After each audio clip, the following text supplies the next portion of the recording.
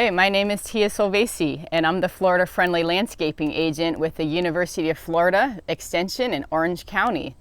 Today I'm going to talk to you about fall vegetable gardening. So it's October and we're entering our cool season.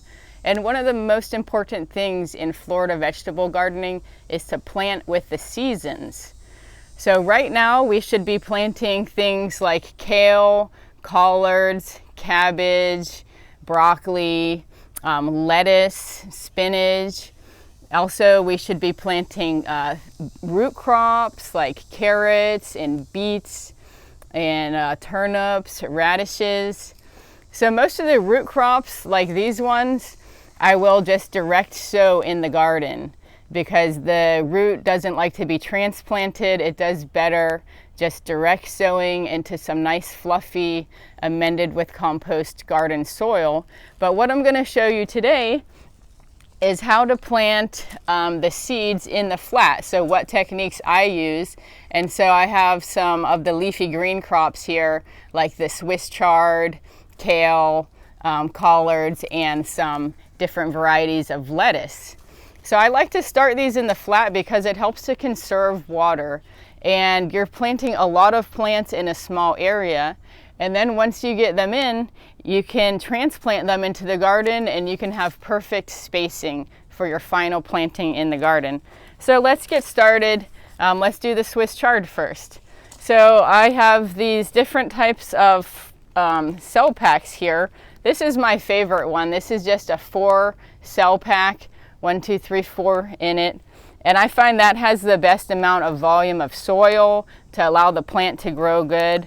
I also have some of these 6 cell packs, but I find these are small and the plant kind of runs out of space and growing power.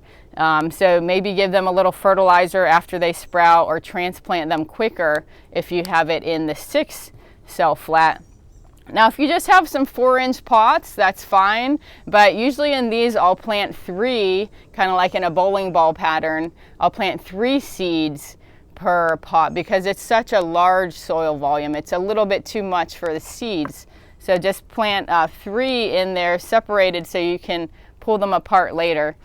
So I usually use a kind of pencil or some type of dibbler to make a hole in the seed flat, and then I'll just drop 1 seed per hole in each of the cells.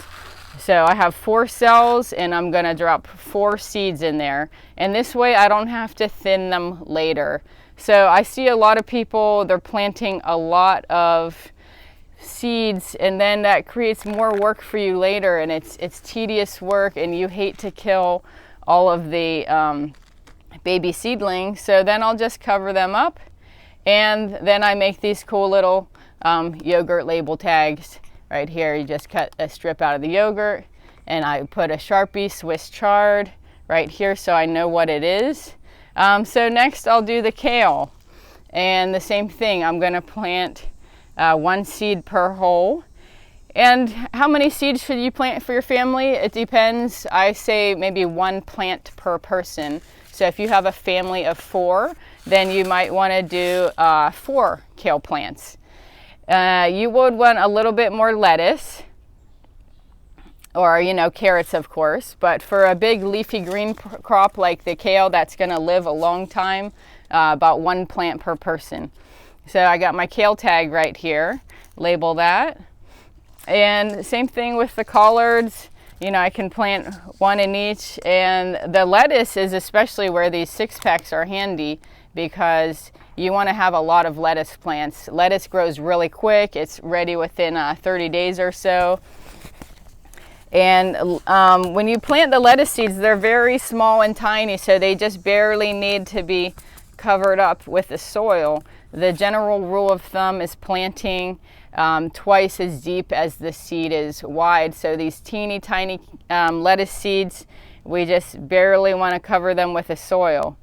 And so I'm just aiming to put 1 seed per hole here.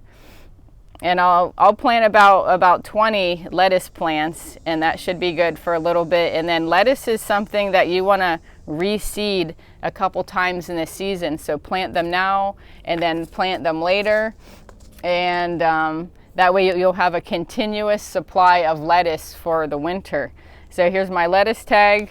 I'll put that in right there. And then let me just show you how I'm going to plant one of these bigger pots here. So I'll do that with the collard greens. And so I'm going to just make 3 holes, 1, 2, 3, boom, boom, boom. And I'm going to plant 1 hole in each of those. And later, after these grow, you can separate them and put them into each of their own 4-inch pots.